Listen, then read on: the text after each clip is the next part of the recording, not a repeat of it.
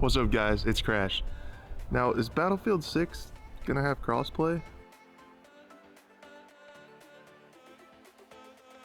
Probably. Let's talk about it. Hey, the weather was nice. I felt like a cigar.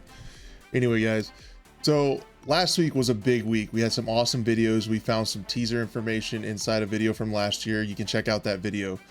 But in the meantime, there really hasn't been that much new news. We reported on an article back then. There's been a lot of videos made by others about that. There's also been some really fake looking leaks that I don't feel comfortable making videos about. So today in the Battlefield 6 Weekly, we're going to discuss crossplay. I'm going to give you 4 things that crossplay needs to be better and to stay healthy and really help the game. And you might wonder, why do we need a whole video dedicated to crossplay? It doesn't seem like that big a deal. It's just a feature. Well, I would argue that crossplay is very important. And with this video, I want to send a message of unity. So oftentimes it's PC versus console, PC master race. The new consoles do this better at a cheaper price. Not today. All right.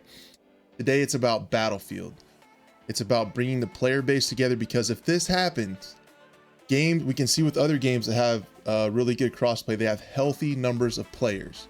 EA is a business. If there's healthy players that'll buy content or keep playing their game, they're gonna make more content. All right, so number 1 is a fine-tuning of distance ratios.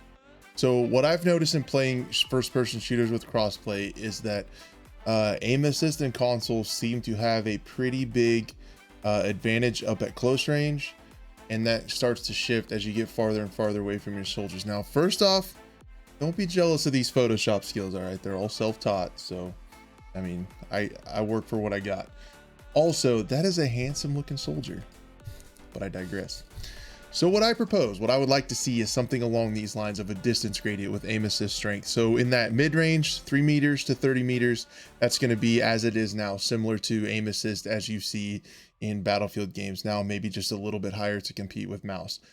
In that melee range, less than 3 meters, a lot of hip shot range area, I propose like a 30% decrease in the stickiness of the aim assist. So this is things like when you're super close range, a lot of times mouse players, especially with lower sensitivities, just don't have enough mouse pad to spin on somebody that's running by them. And also consoles will actually almost sometimes stick in a lot of on a lot of shooters. There's actually rotate assist. So it will rotate their character to keep up with the person in super close quarters, and they can just click the button to melee and the fight's over. So a little bit less aim assist up close. Everybody's got a little bit bigger target. So I think that would help out quite a bit and keep those players from getting auto locked on with character rotate. I think the middle range is all right. Out at a distance, I wouldn't mind seeing a little bit more aim assist for consoles, or for controller players, excuse me. Something like plus 30. This does not include snipers. That would be too strong. We all know that. We remember the Martini Henry on PlayStation 4. Yeah, right trigger, left trigger, they're dead. The aim assist would bring that gun right in. We don't want that, but like if you're using like a 1x, maybe 2x or lower, you just have a lot smaller target to hit with a stick. Sticks just have a lot less area of movement, so you can't inherently be as precise. I know there's amazing players on controllers, but I propose something like this just to keep it balanced, get it closer to being fair, because I've had a few gunfights, not a lot, nitpicking just a little bit, but I've had a few fights in like Warzone where I'm like, man, I slid by somebody to melee him and I couldn't turn around, and their aim assist rotated their character for him. You can see it because it's super fast.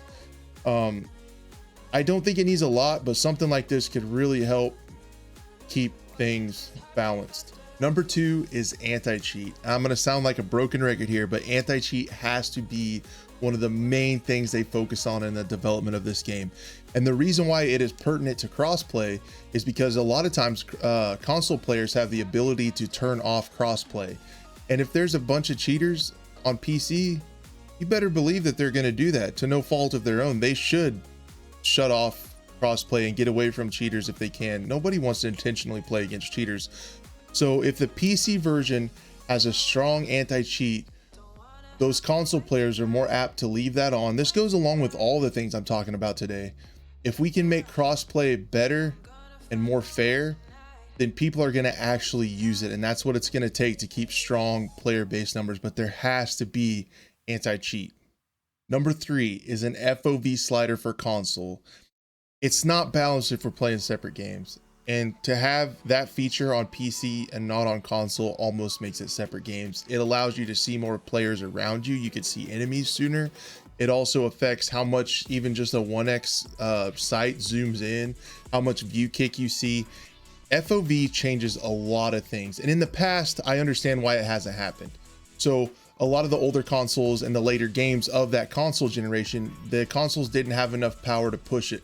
And when you increase your FOV, it also increases the amount of assets that the console has to render. And for these games to be able to pass inspection or be able to, pass inspection by Sony and Microsoft to be able to be released, they have to maintain a certain frames per second target to keep the game playable. And FOV just wasn't an option because increasing the render load on the console would drop the frames per second way too low and become unplayable. So that's why it wasn't there in the past. I am hopeful for FOV this go around because they've said so many times in several different articles, they say that they're going to leverage everything they can on next gen consoles. And I'm assuming and hoping that this includes an FOV slider because honestly, if one has it and the other doesn't, it's almost like playing a different game. Number 4 is actually voice chat. Now I could see this being overlooked quite a bit, oh, just put them together where they can talk to each other, but this has to work well at launch. Other games have struggled with this at launch, even later in the game's life cycle. It's exciting to be able to play with friends regardless of the platform they're on. Man, I have Xbox friends, I play on PC. Honestly, it narrows down the games we can play together, so it's inherently going to bring more people, but they have to be able to communicate. And that means voice over internet has to work at launch. It has to be very stable, have decent quality. And also they need to think of features like, okay, while the game's loading, can people still talk to each other? In the menus, in the server browser, people need to be able to talk to each other.